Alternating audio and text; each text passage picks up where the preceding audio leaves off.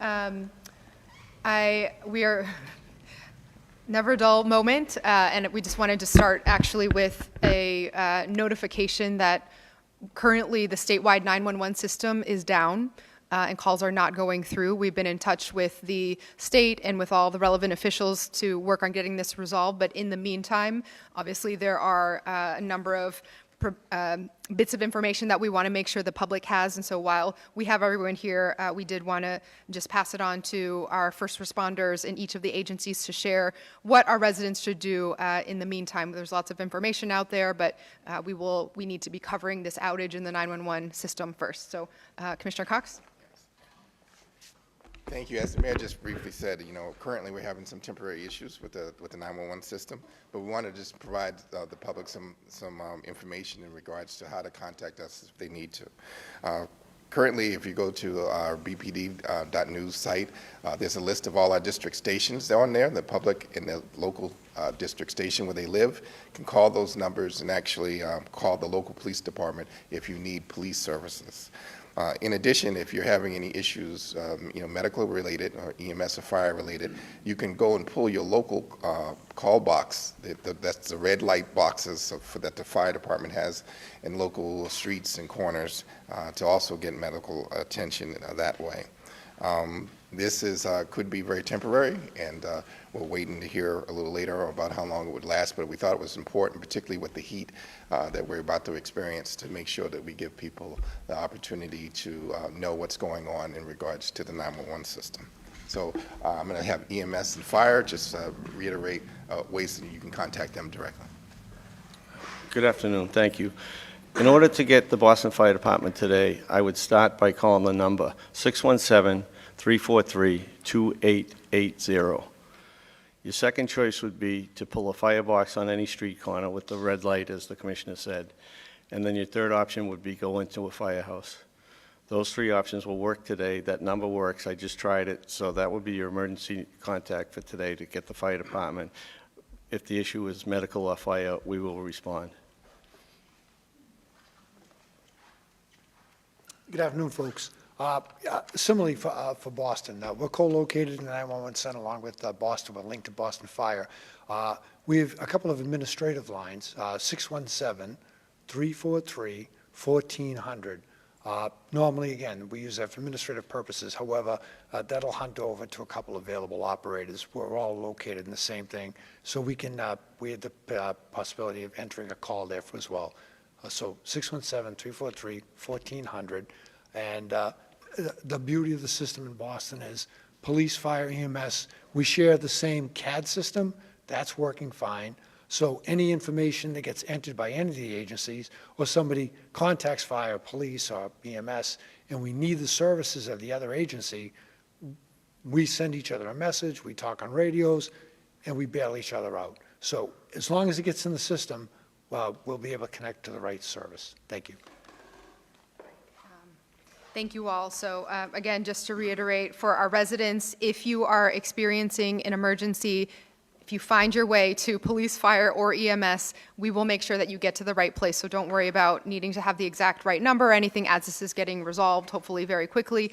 There are multiple places on the police website. You can find the phone numbers for all of the district stations, and those will be available also on social media.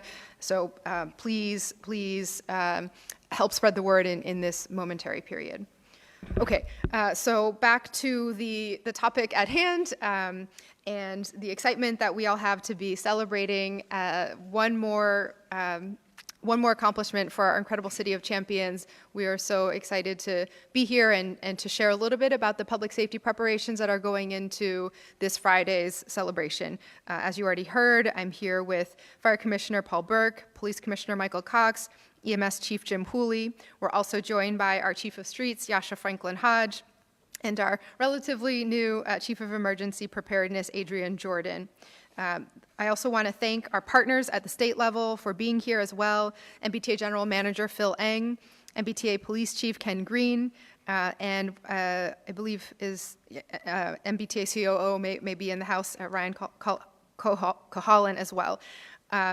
And then, of course, we are thrilled to be here with Rich Gotham, president of our 2024 NBA champions, the Boston Celtics. So first, just such a heartfelt congratulations and thank you to this incredible team and organization. It's not just seeing history being made with Banner 18, an unprecedented record now across the entire league and across all time.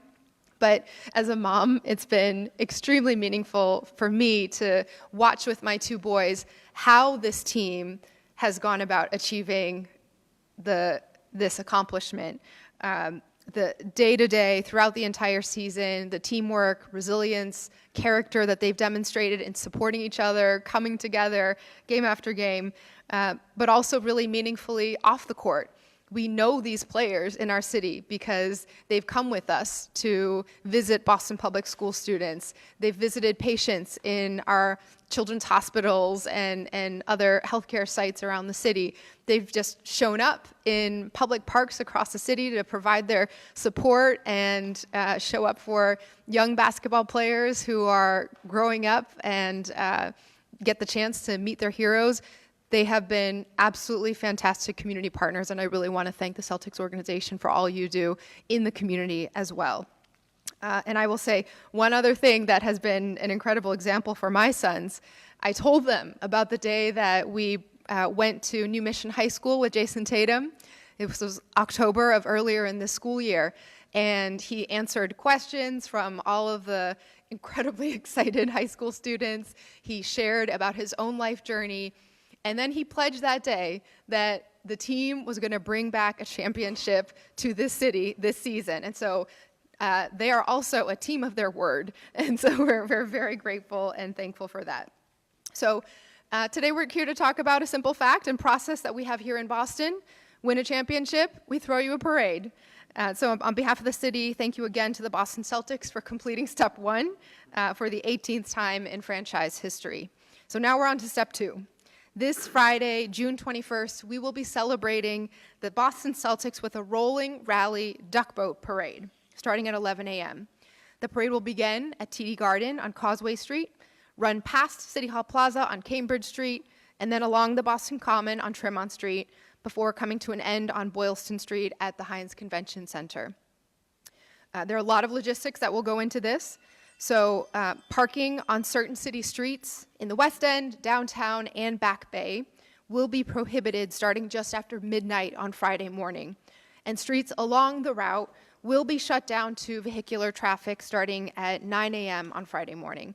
You can find a full list of the streets that will be closed or impacted by parking restrictions at boston.gov/Celtics. I know the general manager and Chief Green will share more about this, but since we are expecting a lot of visitors and a lot of participation at this parade, we are very excited and thankful that the MBTA will be increasing service on all of their transit lines, and we want to double down on the encouragement to make use of public transportation as much as possible. We are also encouraging everyone to celebrate safely and look out for each other. Although the weather will cool off slightly by Friday, this is our first heat wave of the year, and we are expecting temperatures in the mid to high 90s through Thursday. Yesterday, Boston declared a heat emergency, and we know that the effects of extreme heat can be cumulative, so we continue to encourage everyone to stay hydrated, use sunscreen, stay indoors wherever possible. Please check on your neighbors so that everyone can prevent dehydration and heat stroke and other health challenges. Now we have a number of other speakers who will go over many more of the details, but thank you again to our entire city for all the excitement around this amazing team, and thank you, of course, to the Boston Celtics. So next up will be Police Commissioner Michael Cox, followed by Commissioner Burke of the Fire Department, EMS Chief Hooley, Chief of Emergency Preparedness Chief Jordan, Chief Franklin Hodge of our Streets Cabinet, and then General Manager Eng of the MBTA, Chief Green of the MBTA, and then Rich Gotham. Thank you, Mayor. First, I want to start off by, congratulations to Celtics for their 18th banner, long deserved. But I also want to make sure we thank our state police partners and our NIMLIC partners and some of the other public safety partners beside the Boston Police that have helped deal with the celebration last night. It takes a lot of work and coordination to deal with the crowds, and our partners did a great job in helping us do that. And they will also help us in this year's rolling rally coming up that we wanted to talk about here today. So we want to remind folks, again, the mayor's already mentioned it, dress for the weather. It should be warm.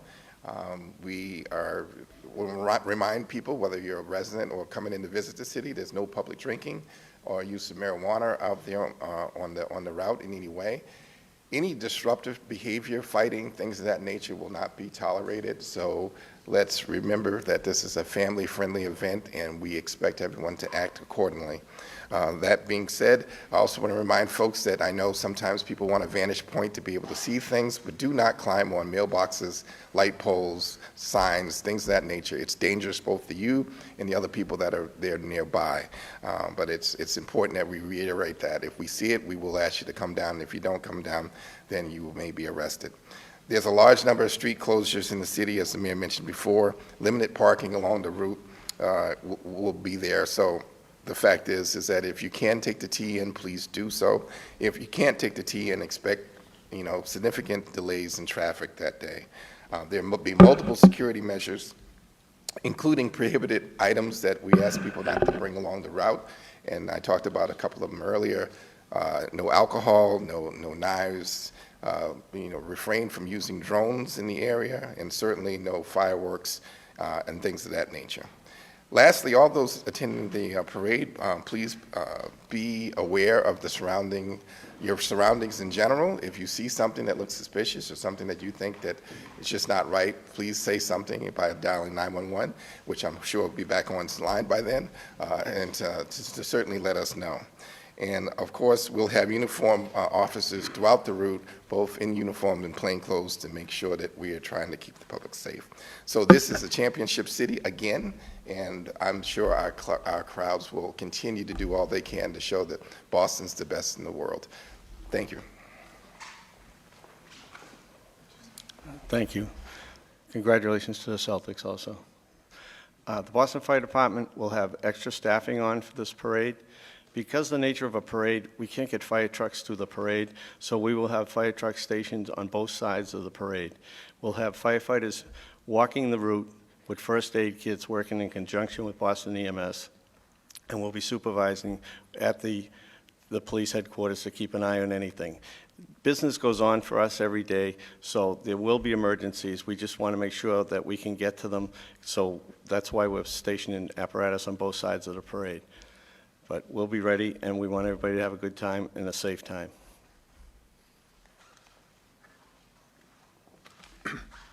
Thank you. And our congratulations to the Boston Celtics as well. And glad they wrapped it up last night. We didn't want any more strings of that going on. Hey, anyway, but as we celebrate, not just this Friday, but anytime, remember to celebrate responsibly. The best way to do that is to look out for one another, make sure your friends and the people around you are okay. Be a good wingman, wingwoman, good friend. If your friend's doing something silly, try to dissuade them. A lot of trips, whether it's New Year's or it's anything, a lot of visits to emergency rooms can be avoided by just some common sense. So just try to practice that as well. As the Commissioner was saying, don't try not to be scaling heights to get a better view, because that's also a recipe for problems. We are going to we're going to be staffing up, as the Fire Commissioner said. We're going to be staffing up. We're going to have extensive Boston EMS coverage along the parade route while maintaining EMS coverage citywide, which is always our #1 priority. Ambulances, EMTs, and paramedics on bicycles, on motorized carts, in aid stations, and on foot teams with stretchers to be able to go out in the crowd, extract, bring people, evaluate them if need be. Remember, again, no public drinking, and alcohol in the hot sun is tough for anybody. I'm sorry, one of the things we're concerned about is the heat in general for anybody, especially if we're getting into several days of this. Stay hydrated. If you do feel dizzy or nauseous, sweating, muscle aches, try to get to some place where there's some shade, where there's some cooling or the ability to get some cooling. If you don't feel better, then seek some medical care. There'll be plenty of EMS, police, and first responders all along the route, so just flag somebody down if you or your friends need any assistance. Remember, these next few days we're going to be in heat emergency, so remember to keep an eye on your friends and neighbors. We have some hot days ahead of us, and we want to make sure that you take care of each other, and we're all make it through this week okay. Thank you.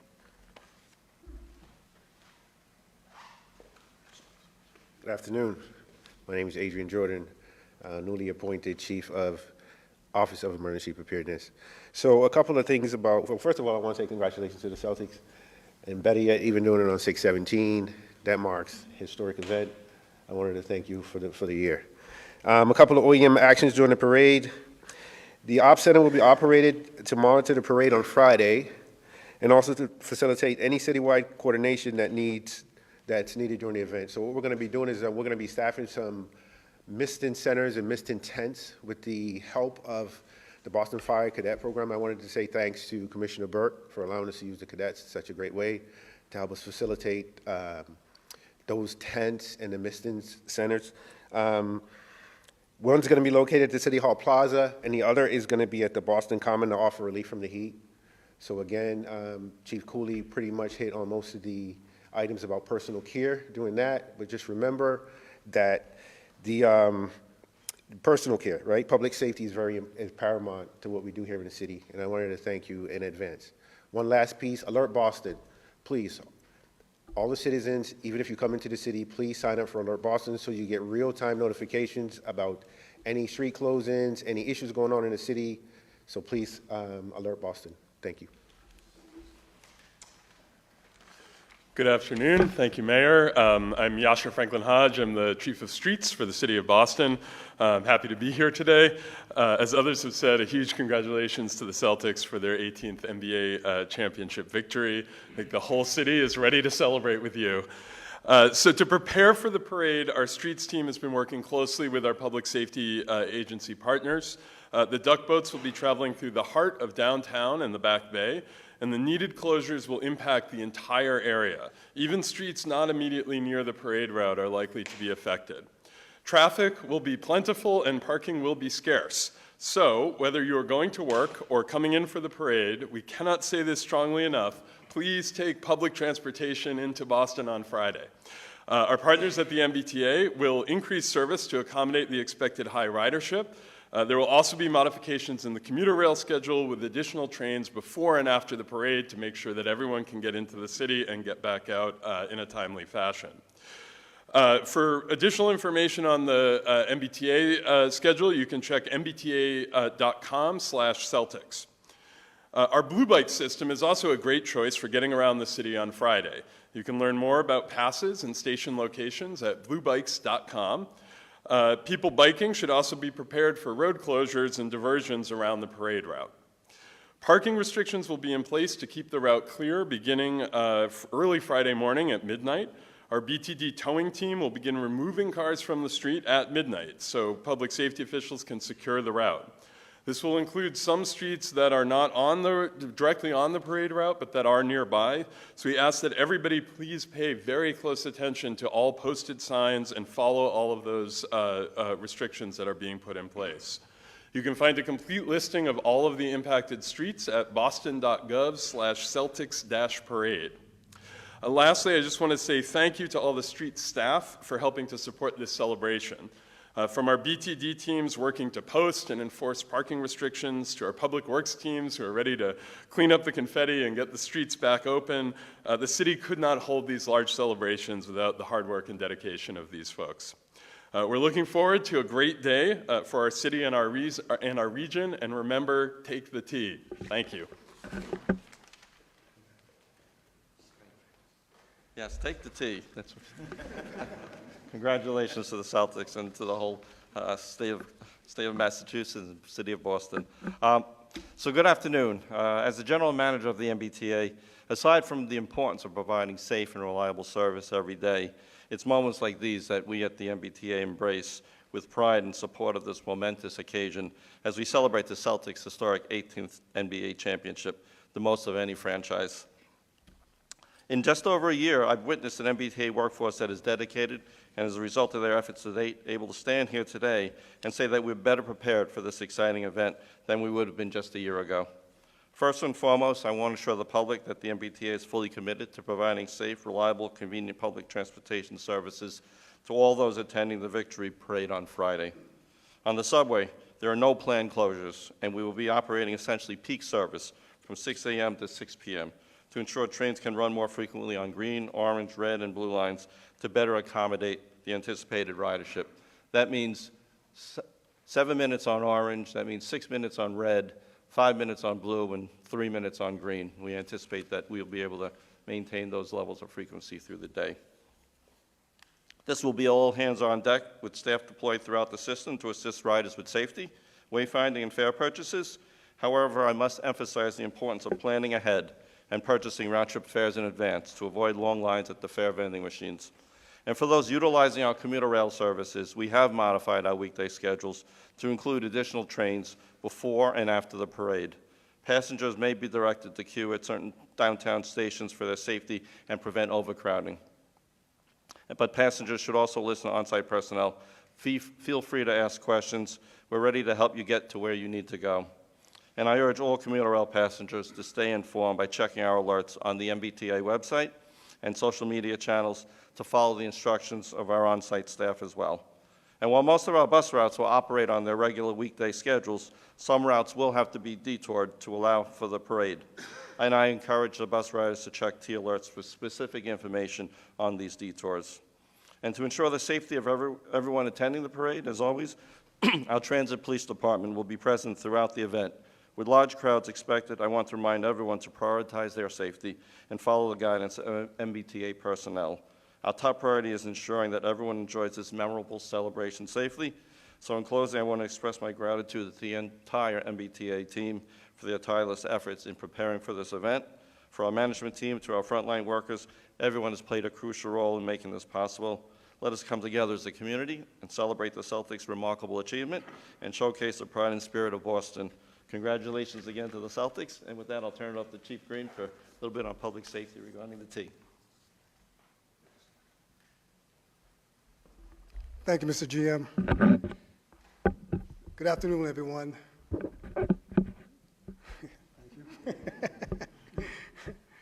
I want to thank everyone for being here this afternoon to help us get our public safety message out to the public. So thank you for being here. In the last 22 plus years, we have managed numerous rolling rallies and victory parades. Needless to say, the transit police are well experienced and well prepared for the upcoming celebration of the Celtics championship win.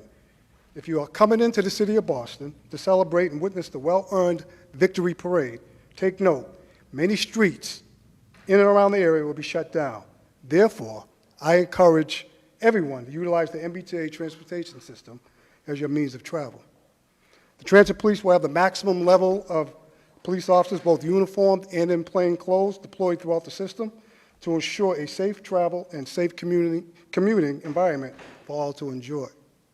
We ask our riders to please be respectful to one another and be especially mindful of those with young children, the elderly, and those with disabilities while using our system. Let's not stain the most special occasion with the conduct that does not align with the championship attitude and behavior of our beloved Boston Celtics. This is not our first time. I believe in 22 and a half years, I think it's the 12th rolling rally. So we're well experienced. We've been here many times, so let that show. That being said, alcohol consumption and or unruly behavior on the MBTA will not be tolerated. Again, behave responsibly and respectfully. Currently, there are no known threats, credible or otherwise, for this event or to the MBTA. However, if you see something, please say something by contacting law enforcement immediately, and we will respond and investigate. Transit Police can be contacted at 617-222-1212. If you have a smartphone, please download the free CSA app that the MBTA provides for the riding public. This app allows you to send messages, videos, or photographs anonymously, if you choose, directly to Transit Police Operations monitors, where it is monitored 24/7. With all that being said, congratulations to the Boston Celtics, the city of Boston, and all the diehard Celtic fans everywhere. Let's end this season on a high note by having a safe and enjoyable championship parade. Thank you.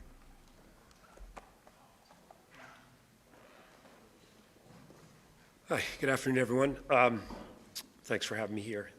First of all, I'd like to thank Mayor Wu, the City of Boston, Commissioner Cox, PPD, for your amazing support throughout this playoff run. Everything from turning Canal Street into a pedestrian way so we could create that great atmosphere, to the watch parties, which were an incredible event if you got Game 3 and not Game 4, I guess. But you know, just the support the city has given us that'll continue through to the parade on Friday, which we are incredibly happy to be able to share with the city of Boston.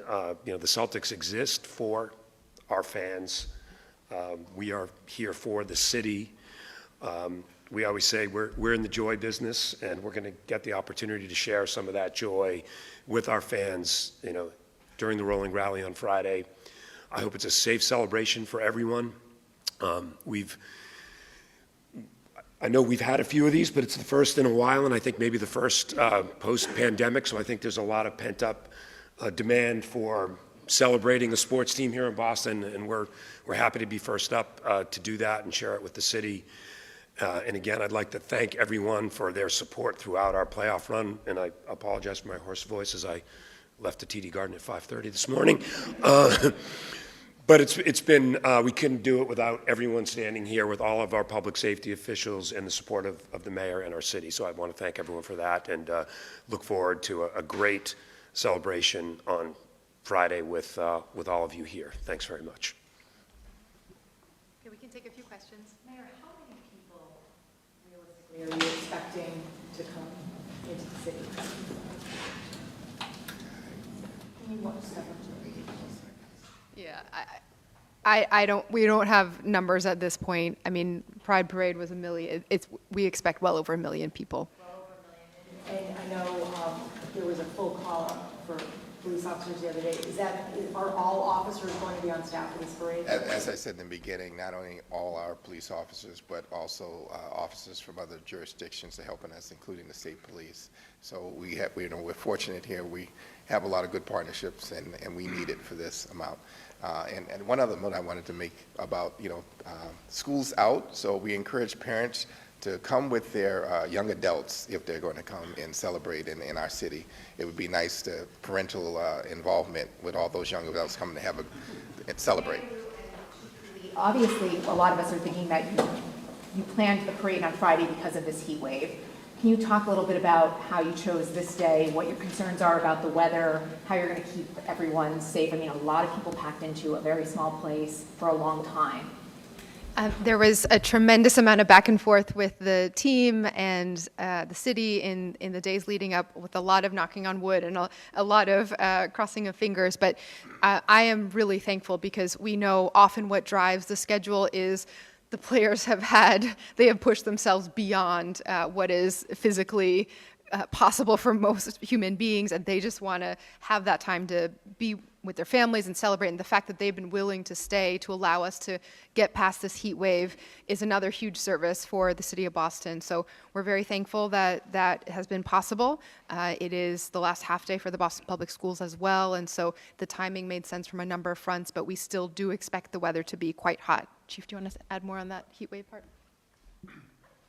Yeah, I know the city's been following and trying to see there's a possible break on Friday, which would be welcome, but also the event where it is a rolling rally. Now, maybe some people want to camp out for a while, but the beauty of that, though, too, is you can, if you're working downtown, you want to come out, once it goes by, it's by. It's not a 3-hour parade. You're not participating in it. It's, the people who are in it, it's mechanized, they're rolling, they're not marching. Public safety might be out there walking around. But as far as that goes, the whole event should probably take about 90 minutes from the time they start rolling to the time they end. And as it goes by fixed points, folks can go back about their business, go back inside, go in a store, cool off. And people can self-regulate on that, which is a good thing on this event.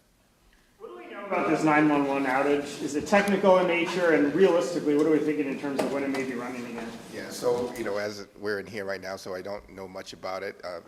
The system is fairly resilient. It's always been that way, and so we don't expect it to be long, but I can't give you details right now until we find out a little bit more. But it could be up right now as far as I know, but we'll get you that information as soon as we have it available. Commissioner Cox, there has been information out there that there is an uptick in threats in the United States, not necessarily here, and I'm curious as to how you're monitoring all of that and what that means for this parade. Yeah, so again, law enforcement is lucky that we come together, so we have a lot of federal partners and partners in general to help us deal with the amount of threats that come from, not even locally, just worldwide, just to, verify that they're not legitimate or to vet them out. And so, we've been doing it for a while. We're not particularly concerned because there's, no threats that we are concerned about right now around that. But just the nature of the world in general, it's just a lot more stuff for us to get to. But we're fortunate we have a lot of good partners. Last question. Someone can talk about the cumulative effects. A couple of you mentioned how there are cumulative effects. Can you explain what that means? Aside from Friday, is there more of a danger down the line than there is immediately today? Yeah, real quick. Sure. So if today's day one, then can you suck it up for a day or two? I'm talking about even people who are in good health, relatively. Because usually we worry more about people with underlying medical conditions, people with other problems. But if you have 3, 4, 5, 6 days of regular heat, even other people can be impacted. So we just want people to think about it. People who may be out running, exercising, thinking, hey, I'm immune to this. No, you may not be if you're out constantly getting slowly dehydrated. So that's what we mean by cumulative. If it's several days in a row, it can be the great equalizer. Is there a concern about the T running in the heat? Is there any mechanical issues that you come up with that? Okay, last one, just make sure T gets in. We've done a lot of prep in advance of this heat wave, also for this event. All of our fleet has been re-inspected, all of the HVAC has been inspected, and a lot of maintenance has been done in advance to ensure on the day of the parade and through this heat wave, we have crews that are out and about and ready to respond should something occur. So we've done a lot of early preparation. We're confident that we'll be able to respond should something arise with a vehicle. But that's one of the things that we monitor with regards to that. All the employees, we're reminding them to stay hydrated because they're going to be out and about supporting this function. But otherwise, we're able to deliver this service that we're planning to do. And right now, I'm confident what the team has done to be ready.